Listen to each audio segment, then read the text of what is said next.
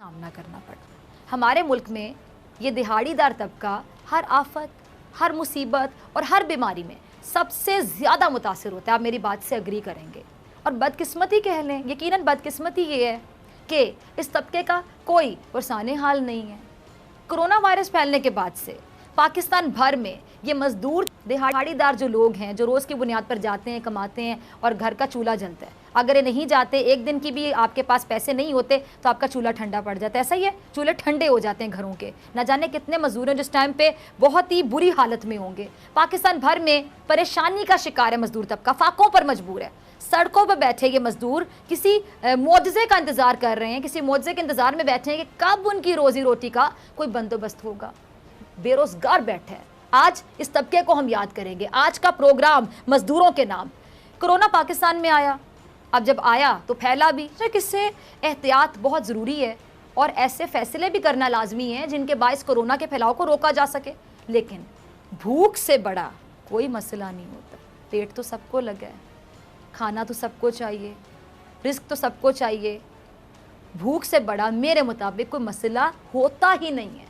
भूख से बड़ी कोई परेशानी होती ही नहीं है। भूख से बड़ी कोई आफत नहीं है। भूख से बड़ी कोई ज़रूरत नहीं है और भूख से बड़ी कोई मजबूरी भी नहीं होती। और हमारे हाकिमों को ये मालूम होना चाहिए कि हमारे मुआशरे के ज़मीनी हक़ाइक़ आखिर क्या हैं। हवा में बातें तो सारे कर लेते हैं, ज़मीनी हक़ाइक़, ग्राउंड रियलिटीज़ को भी मद्देनज़र रखा करें ना, सामने रखते हुए बात करें, फिर लग पता जाए। हमारे मुआशरे में आज भी तरक्की का नाम 2 वक्त की रोटी, कपड़ा और मकान को ही कहा जाता है।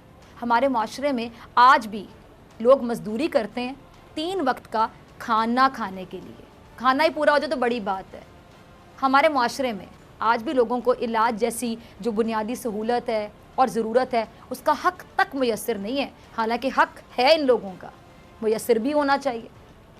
हमारे माशरे में आज भी कई बच्चे भूख से, प्यास से, गुर्बत से मर जाते हैं, ग़िज़ाई किल्लत से मर जाते हैं। और ग़िज़ाई किल्लत हमारे यहाँ एक बीमारी से कम नहीं, आप लोग अग्री करेंगे, प्रॉपर एक बीमारी है हमारे यहाँ ग़िज़ाई किल्लत। आम दिनों में यहाँ लोग फाकों से तंग आकर खुदकुशी कर रहे होते हैं। सोचिए जब कोई खुदकुशी करने पे चला जाए, फाकों से मजबूर होके, माओं ने खुदकुशियाँ की अपने बच्चों को मार के, ऐसी चीज़ें ऑन रिकॉर्ड हैं, तो सोचिए क्या हालत होगी उस माँ की जब उसने वो फैसला किया होगा। 2 गज ज़मीन के लिए भाई दूसरे का कत्ल कर देता है। कुत्ता काटे तो दवा नहीं मिलती।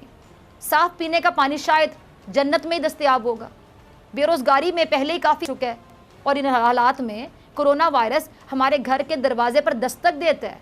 अगर इस वायरस से बचाव के लिए सख्त तरीन लॉकडाउन कर भी दिया जाता तो क्या दीगर जो मसाइल हैं, दीगर जो वबाएँ हैं, दीगर जो बीमारियाँ हैं, दीगर जो मुश्किलात हैं, उनकी वजह से जो हालात पैदा होंगे, क्या वो काबू किए जा सकेंगे?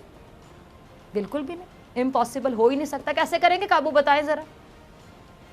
इस कोरोना वायरस ने ना सिर्फ लोगों को बीमार किया बल्कि उनको बेरोज़गार किया और बड़े पैमाने पर बेरोज़गार किया, बड़े पैमाने पर फाकों पर मजबूर किया। और हालात अब यहाँ तक आ गए, किसी ने फाकों से तंग आकर खुद को आग लगा ली, किसी ने भूख से सताए हुए बच्चों को फांसी दे दी। जब ऐसी खबरें आप पढ़ते हैं, सुनते हैं, सोचिए, दिल पे हाथ रखिए और मुझे बताइए कैसा महसूस होता है कि भूखे बच्चों को भूखा देख सके कि कोई माँ बाप और फांसी दे दे कि जाओ बेटा एक ही दफ़ा जान छूटे तुम्हारी।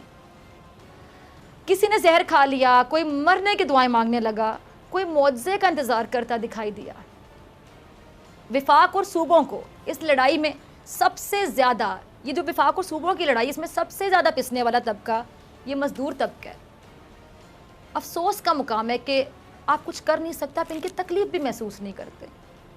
मैं क्या लफ्ज़ इस्तेमाल करूँ जो इनकी तकलीफ़ महसूस भी नहीं कर पाता। यही तबके, और आज भी जब हर मुल्क अपने वसाइल को देखते हुए कोरोना जैसे खतरे से निमटने के लिए, अपने अवाम को रिलीफ देने के लिए, अपने लोगों को बचाने के लिए इकदाम तो करने हैं, ज़ाहिर बात है, एहतियात भी करनी है। अब क्या किया जा सकता है? एक वबा है, पूरी एक आलमी वबा है जिसने पूरी दुनिया को लपेट में लिया हुआ है, लेकिन उसके लिए कोई आपने हिकमत अमली तश्कील देनी है।